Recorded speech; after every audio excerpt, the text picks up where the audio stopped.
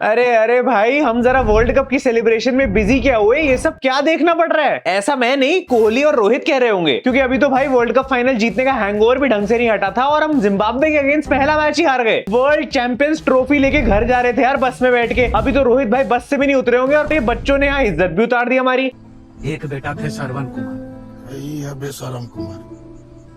परिवार का नाम बुरा दिया है यार। खैर ये अच्छी चीज हुई कि अगले ही दिन मैच जीत भी गए, वरना भारी बेइज्जती हो जाती यार। ये अपनी यंग इंडियन टीम टैलेंटेड से ज्यादा तो सरप्राइजिंग है। पहला मैच 13 रन से हार गए और अगला मैच 100 रन से जीत गए। भाई मैं तो 6 तारीख को इंस्टाग्राम खोल के बैठ गया था, रोहित और कोहली दोनों को लंबे लंबे डीएम्स डाल रहा था कि भैया प्लीज वापस आ जाओ, इन बच्चों से ना हो पाएगा। बट फिर ये सेकंड T20 है कि इंटेंट और परफॉर्मेंस देख के लगा कि ठीक है, मतलब रोहित कोहली के बिना भी चल जाएगा अभी काम हमारा, रेस्ट लेने देते हैं उनको। क्योंकि अभी एक शर्मा ढंग से T20 ऐसे गया नहीं था कि दूसरा शर्मा पहले ही आके खड़ा हो गया है। अभिषेक शर्मा यार, व्हाट अ प्लेयर। पहले मैच में डक और अगले मैच में सीधा सेंचुरी, वो भी 100 रन 47 बॉल्स में, 200 प्लस का स्ट्राइक रेट यार। एंड क्विकेस्ट सेंचुरी है in terms of innings, like 2 he innings में सेंचुरी आ गई है। और माना देखो सामने जिम्बाब्वे थी, ओपोनेंट को इतना खास नहीं था, लेकिन फिर भी यार आसान तो बिल्कुल नहीं होता है। डेब्यू मैच में एक डक बना के आउट हो जाना और उसके बाद अगले मैच में आना, कॉन्फिडेंस से हिटिंग करना, बड़ी इनिंग्स खेल के जाना, काफी कमेंडेबल जॉब है यार। अभी सिद्धू पाजी कमेंट्री कर रहे होते तो पक्का बोलते कि पहले मैच में बतख फिर सीधा शतक। भारी नुकसान हो गया यार अपना भी। रिंकू, रियान, अभिषेक और ऋतुराज, इन सब पे तो जोक्स लिख लिए थे पहले मैच की इनिंग्स के बाद। अब इन्होंने इतना अच्छा खेल लिया कि सब डिलीट करने पड़े। साले कुत्ते,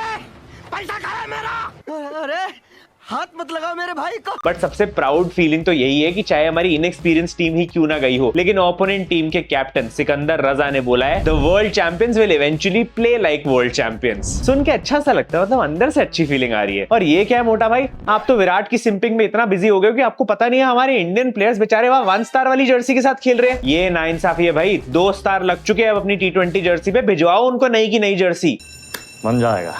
Both Rohit Sharma and Abhishek Sharma scored their maiden international century against Zimbabwe. Both of them reached the 100 with a 6.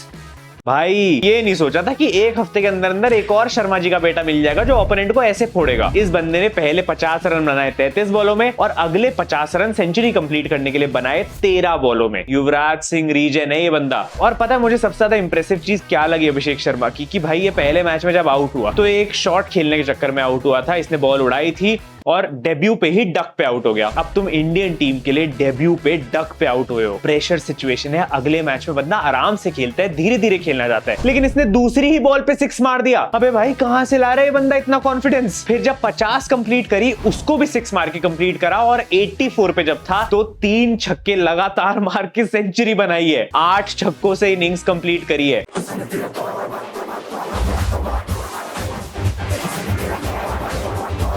भाई ये बेस्ट चीज है कि आईपीएल में 3 महीने ट्रेविस हेड से फियरलेस अप्रोच सीख के आया है। चलो उस हेडेक ने हमारे फ्यूचर के लिए कुछ तो अच्छा किया। भाई ने लिटरली 24 घंटों में पूरे स्कोर्स के वक्त बदल दिए, जज्बात बदल दिए। और मुझे ये समझ नहीं आ रहा कि जिम्बाब्वे की पिच किसने बदल दी। फर्स्ट T20 में रन नहीं बन रहे और अगले ही दिन 234 हाईएस्ट स्कोर इस पिच का। भाई ये है वो इंटेंट जिसकी बातें हम सुनते आ रहे थे, जिसको हम इमेजिन कर रहे थे कि यंग स्क्वाड लेके आएगी। 150 इस पिच का एवरेज स्कोर है और यहाँ ये लोग 234 बना के आए हैं। Today Abhishek Sharma became the 67th Indian player to score an overseas century.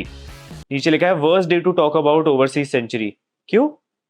ओ 7 तारीख थाला का बर्थडे। यार ऐसे मत किया करो यार, गलत बात है। क्या मतलब थाला की ओवरसीज सेंचुरी की हाइलाइट्स भेजो, बर्थडे पे तो छोड़ दो यार। अम्मा बहन पे आ जाऊंगा मैं, इनकी अम्मा बहन पे आ जाऊंगा। पहला मैच हार के the captain Shubman Gill has also arrived. दूसरे ही मैच में विन दिलवा दी। बस वो शुभमन द बैटर अभी तक नहीं पहुंचा है क्योंकि रन नहीं बन पा रहे अच्छे से। सीरीज खत्म होने से पहले आ जाएगा ना शुभमन भाई, इसकी गारंटी मैं नहीं दे सकता। बट कोई बात नहीं शुभमन भाई, टेंशन मत लो। इस मैच की आपकी बैटिंग परफॉर्मेंस हम उसी तरह इग्नोर करेंगे जैसे सिलेक्टर्स ने आपको किया था वर्ल्ड कप में। मतलब ठीक है यार, देखो इस मैच में बंदा उतना अच्छा परफॉर्म नहीं कर पाया, लेकिन पिछले मैच में फिर भी कोशिश कर रहा था कि स्लो खेल के गेम को डीप तक ले जाए। बट वही बात है, वो विराट कोहली के काम है और अभी टाइम लगेगा इन सबको उस लेवल पे आने में। But still congrats to Shubman भाई, क्योंकि फर्स्ट T20 इंटरनेशनल विन आ चुकी है भाई के लिए। पहले मैच में खराब परफॉर्मेंस के बाद शिवम दुबे ने सबको ये मीम भेजना चालू कर दिया था। अब शिवम दुबे जब सबसे पर्सनली रिंकू सिंह की वो फिनिशिंग के हाइलाइट्स मांग रहे थे तो भाई ने अगले मैच में दे ही दी। यार मैंने एक बहुत इंटरेस्टिंग स्टैट देखा था, तुम्हें बताता हूँ। Most sixes for India in the last 2 over in T20s। Hardik Pandya ने 32 छक्के मारे हैं 193 बॉल्स में।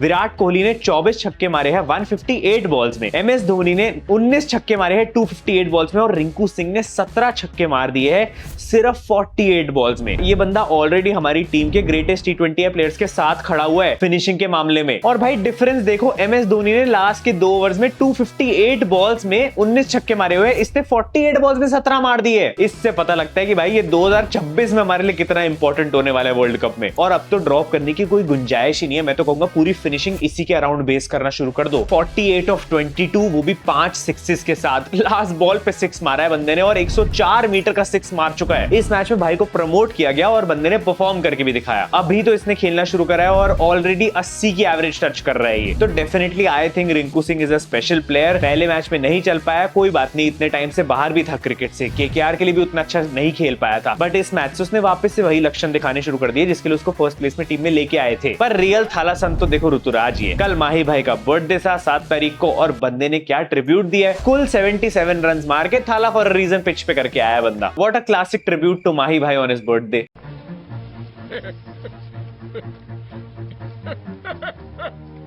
ऋतुराज गायकवाड़, KL राहुल और रिजवान का आशीर्वाद लेते हुए, यार ऐसा क्यों करते हो यार? अच्छा लगता है मुझे, बहुत मजा आता है।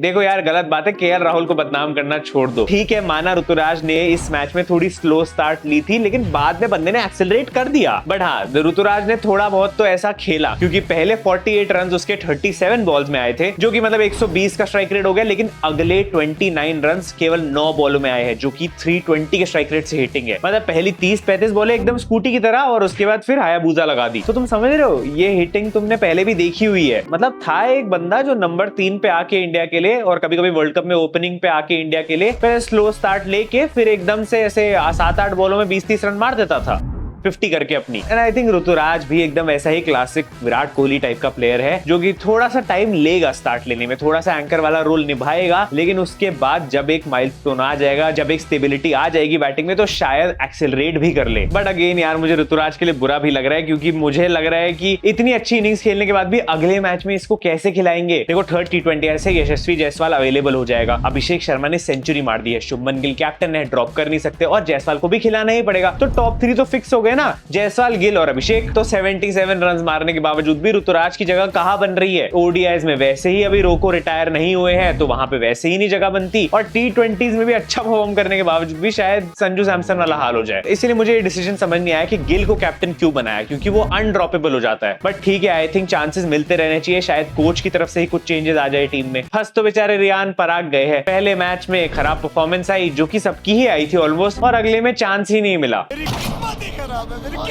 I will not watch World Cup because I am not playing. And I will make sure you are not able to watch me more when I am playing. अरे रियान भाई, आप क्यों ऐसे इंटरव्यूज देते हो और क्यों अपना नाम खराब करते हो? बंदे की परफॉर्मेंस देख के रिस्पेक्ट आती है, बट ऐसे इंटरव्यूज और फिर सर्च हिस्ट्री देख के सारी रिस्पेक्ट चली जाती है। रहा नहीं जाता, तड़प ही ऐसी है। पर अगेन मैं नहीं कहूंगा कि रियान पराग को अगले मैच से ड्रॉप कर देना चाहिए, चांस मिलते रहना चाहिए इसको भी, क्योंकि एक मैच के बेसिस पे तुम बिल्कुल जज नहीं कर सकते हो। अभी पहले मैच में सबने ही खराब खेला था, तो कोई बात नहीं। आई थिंक ये सीरीज उसको पूरा ही खिलाना चाहिए। नंबर 4 पे देखना चाहिए कि कैसे टर्न आउट करता है, और क्या पता एक आध अच्छी इनिंग्स आ ही जाए। हाँ, बस वो VVS लक्ष्मण से बोलूंगा कि सर्च हिस्ट्री चेक करते रहना। बट अभी इस मैच को 1 मिनट के लिए साइड रखे, तो भाई पहले मैच में वॉशिंगटन सुंदर की तारीफ करनी है यार। मैं तो ऑनेस्टली बोलूंगा, मुझे बहुत बढ़िया प्लेयर लगता है। मुझे शुरू से ही भरोसा था कि ये अच्छी इनिंग्स खेल सकता है बैटिंग में भी, और इसने उस मैच में करके दिखाया था। फिनिश नहीं कर पाया बिकॉज स्टिल थोड़ा सा यंग सा प्लेयर है, उतना ज्यादा यूज अप नहीं हो पाया अच्छे से, बट आई थिंक इसमें कैलिबर है। आगे इसको और मौके मिलते रहेंगे तो ये अच्छी गेम्स फिनिश भी कर सकता है। और बेस्ट पार्ट ये है कि ये लेफ्ट आर्म ऑफ स्पिनर नहीं है, ये राइट आर्म ऑफ स्पिनर है। हमारी टीम में थोड़ी वेरिएशन आ जाएगी इसके आने से। बस इंजरीज से दूर रहे और ऐसे ही कॉन्फिडेंस के साथ खेलता रहे। और तुम इंडिया के बेस्ट फिनिशर को कैसे भूल सकते हो? नहीं, रिंकू सिंह की बात नहीं कर रहा हूं, आवेश खान ब्रो। भाई 61 पे 7 थी इंडिया जब फर्स्ट मैच में आवेश खान बैटिंग करने आया, 16 रन बना के गया है। अभिषेक, ऋतुराज, रियान, रिंकू, इन सबके मिला के इतने रन नहीं थे जितने आवेश Khan the greatest finisher of all time ने बना दिए थे। जीतने की फुल उम्मीद जगा दी थी यार। He was living up to his name. And मेरे हिसाब से बंदे ने बॉलिंग भी अच्छी करी है, लास्ट ईयर से बहुत ज्यादा इंप्रूव लग रहा है, और राजस्थान के लिए तो अच्छा था ही आईपीएल में, जिस वजह से वर्ल्ड कप में भी इसको एज अ बैकअप सिलेक्ट किया गया था। एंड आई थिंक अब टीम में प्लेस डिजर्व करता है। बाकी बॉलिंग में अपने Mukesh McGrath is leading from the front. बंदे ने इस मैच में विकेट निकाली, पर Ravi Bishnoi has been exceptional. 6 wickets ले चुका है बंदा 2 मैच में, और इकोनॉमी देख के बुमराह की वर्ल्ड कप इकोनॉमी की याद आ जाती है। बस नोटिस करने वाली ये चीज है कि अभी अभिषेक शर्मा की स्पिन बिल्कुल काम नहीं कर रही है, और अगर हमारे पास एक आध स्पिनर और होता ना इस सीरीज में, तो शायद हम जिम्बाब्वे को इतने रन बनाने ही ना देते। बाबर में लाख बुराइयां थी, लेकिन उसने कभी जिम्बाब्वे के सामने चोक नहीं किया।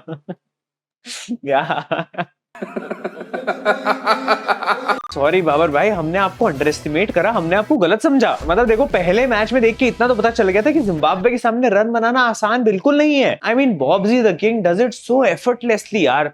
आई एम सो जेलस। देखो मेरा पॉइंट यहाँ पे अभी ये है कि अब हमें वर्ल्ड कप चैंपियंस, तो थोड़ा इज्जत से बात की जाए हमसे। और दूसरा ये कि हम एक आध सीरीज हार सकते हैं, चाहे वो छोटी टीम्स के अगेंस्ट ही क्यों ना हो। इनफैक्ट मैं कहूंगा अगर हम अगले 2-3 मैचेस हार भी जाते हैं तो कोई दिक्कत नहीं है, बट हम एक्सपेरिमेंट कर रहे हैं, वो ज्यादा इंपॉर्टेंट है। अभी हम कुछ मैच जीतेंगे, हम कुछ मैच हारेंगे, लेकिन ऐसे कर करके ही हमारी टीम के प्लेयर्स एक्सपीरियंस गेन करेंगे। ये जो यंग और रॉ प्लेयर्स है ना, जैसे वॉशिंगटन सुंदर ने उस दिन करके दिखाया, अभिषेक शर्मा ने पिछले मैच में किया, तो ये सब ऐसे ही एक्सपीरियंस गेन करेंगे जब हम कुछ मैचेस हारेंगे भी। जबकि तुम देखो, पाकिस्तान हर बार अपनी ए टीम भेज देती है जिम्बाब्वे से खेलने, इंडिया ने अपनी जेड टीम भेजी है, और फिर भी वो फर्स्ट मैच हार के सेकंड मैच में इतने अच्छे से कमबैक कर चुके हैं। तो एक बिगर पर्सपेक्टिव में देखा जाए तो भाई हमारी जीत ही हो रही है, हमें बड़े टूर्नामेंट्स में बहुत काम आने वाला है। वैसे इस विन के साथ एक और बढ़िया न्यूज निकल के आई है कि अपने मोटा भाई ने कंफर्म कर लिया है कि उनको विराट कोहली से प्यार है।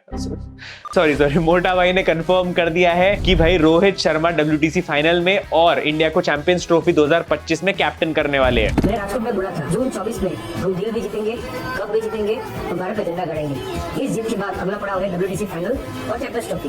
मेरे को पूरा भरोसा है कि रोहित शर्मा की कप्तानी में हम इस दोनों टूर्नामेंट में चैंपियन बनेंगे। मेरे को तो बस इतना पता है कि जब मोटा भाई ऐसी कॉन्फ्रेंसेस करके ऐसी अनाउंसमेंट्स करते हैं तो उसके बाद अपने लिए अच्छा ही होता है। अगले मैच में संजू, जायसवाल और दुबे ये तीनों टीम को ज्वाइन कर लेंगे, बट मुझे नहीं लगता टीम में ऐसा कोई चेंजेस होने चाहिए। हाँ, Jaiswal I think should be in the team, तो जायसवाल प्लेइंग 11 में आ जाएंगे, बट किसको बाहर बिठाओगे? तुम कमेंट्स में जरूर बताना तुम्हें क्या लगता है टीम में क्या चेंजेस हो सकते हैं। वैसे मुझे फीलिंग आ रही है कि यहाँ से इंडिया अगले तीनों मैचेस भी आराम से जीत जाएगी। मैंने तुम्हें पहले ही कहा था कि ये सीरीज 4-1 हम जीत जाएंगे, तो पहला मैच हारना बहुत जरूरी था ताकि थोड़ा जोश आए अपने यंगस्टर्स में। वैसे थाला के बर्थडे से याद आया, तुम लोगों ने क्या बढ़िया गिफ्ट दिया यार मुझे माही भाई के बर्थडे पे। कल अपने 8 लाख सब्सक्राइबर्स कंप्लीट हो गए। मतलब अभी 27 जून को यार जब हम लाइव कर रहे थे तो हमारे 7 लाख सब्सक्राइबर्स हुए थे। अभी मैंने ढंग से थाला फॉर अ रीजन वाला जोक भी नहीं मारा था और तुम लोगों ने 8 लाख भी करवा दिए। इट्स अमेजिंग भाई, इट्स क्रेजी, इतनी जल्दी इतनी अच्छी ग्रोथ हो रही है।